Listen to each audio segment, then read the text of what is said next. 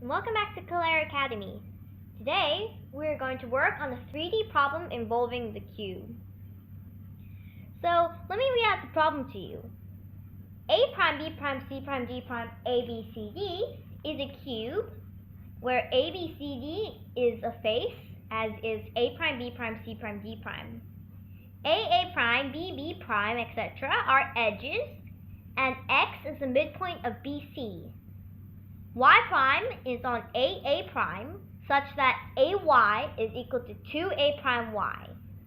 So let M lie where planes B prime XY and A prime B prime C prime D prime intersect. And let Z be the foot of the altitude from A prime to M. We are asked to show, given all that before, tan of the angle A prime ZY. Now I've constructed two figures here, one 2D and one 3D, to help you visualize this problem. So this is our cube here, A, B, C, D, and on the back A prime, B prime, C prime, D prime. So the Z here is the foot of the altitude here, and this is A prime and AY, which is 2S on 3, and A prime Y, which is S on 3. And here are also some other triangles that will be useful in this proof here.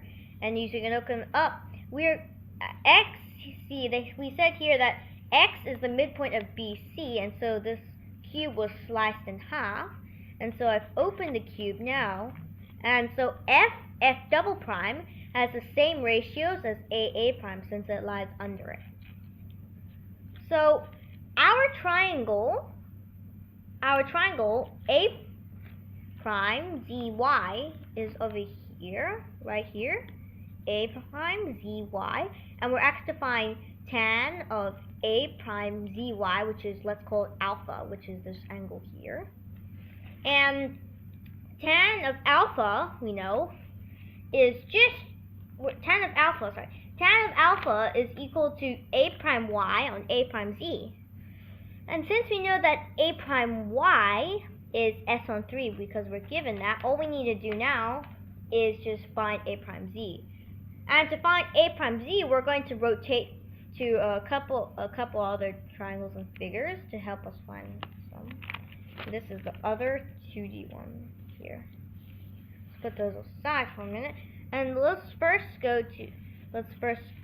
go back here, where tan of A prime ZY is equal to A prime Y on A prime Z, which is equal to S on 3 on A prime Z.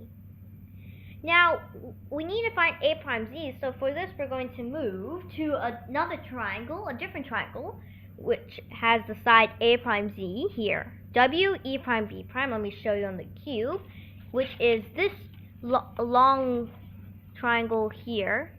You can see here, this triangle here, W, E prime, B prime. So here, since these two triangles are similar, obviously, for the shared angle and the 90 angle, we just need to find WE prime so we can compare some ratios between WE prime and A prime Z. So now, but to find WE prime, we have to move to another triangle, which is here, WH prime X, which is this big triangle here that pierces through the cube. See, it's a bit hard to see with the camera, but this thing, WH prime X, pierces through the cube like this. And so here we can, since these two triangles are similar for the shared angle and 90 angle, we can write this as WH prime on F prime Y is equal to H prime X on F prime X, or WH prime on S on 2, as I was talking about shared ratios between F double prime and A prime. So, but we need to find H prime X and F prime X. So to do that, yes, this is our last move. We move to another triangle. Actually, this is a figure, which is E prime, A, B, and B prime. This thing here, see, this triangle I don't know if you can see, but it's right here. This triangle here represents that triangle. And if we open it, we can see, look, this is our figure. This, the line here, this here, as our thing is closely or similar represents this thing that I've drawn here. And so the two triangles are similar. So what we can do now, the two triangles here are similar, vertical angles and 90 angles. So we know that this side here is 8AB is S. Well, let me first, before we go in, let me tell you why I've written A/F, A prime / F double prime. Well, the reason is, if you're looking from the top of the cube, this figure seems like E prime, A, B, B prime, and A prime. But if you open the cube here, this looks like H prime here, F double prime, B prime, and F and X. It looks like here. So what we're gonna do here now, there are no more, so we have enough information, since this 2S on 3, and this is S on 3, because I was telling you about F double prime and the ratio between A and A double prime. A and A prime. So here, since we know that these two triangles are similar, and since the side length here is 2 times the other, then the ratio between these two triangles are 2 to 1. And since the side length here is S, the corresponding side length here is S on 2. So now here we're clear as I've said before, the two triangles are similar, and so here we need to know the hypotenuse, so we can use Pythagoras theorem. Note x f prime is equal to the square root of s squared plus 4s squared on 9.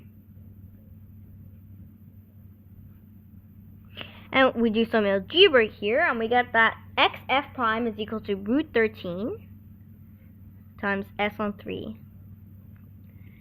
Now here, since this ratios between these two triangles are 2 to 1, corresponding hypotenuse f prime h prime, therefore this is line for h, therefore f prime h prime is equal to half of root 13 times s on 3, which is equal to root 13 times s on 6. So now, since we've got these, now we can go back to the previous triangle here, W h prime x, right here, where we can plug in what do you call it? We can plug in for this ratio here, and we get that WH prime on S on 2 is equal to root 13 times S on 6 plus root 13 times S on 3 divided by root 13 on S on 3.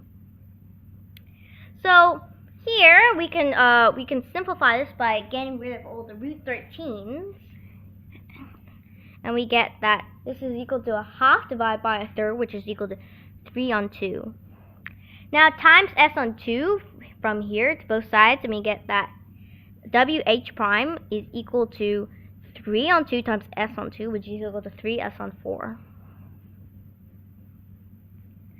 So now, since we know that since E prime, H prime is equal to S on 2, WE prime is equal to S on 4, and we can go back to this triangle. So this thing here is S on 4, and here, since you know A prime is S on 2, and A prime, B prime is a side length here, which is S. So here, we know, as I said before, that these two triangles are similar, therefore we can play out with some ratios.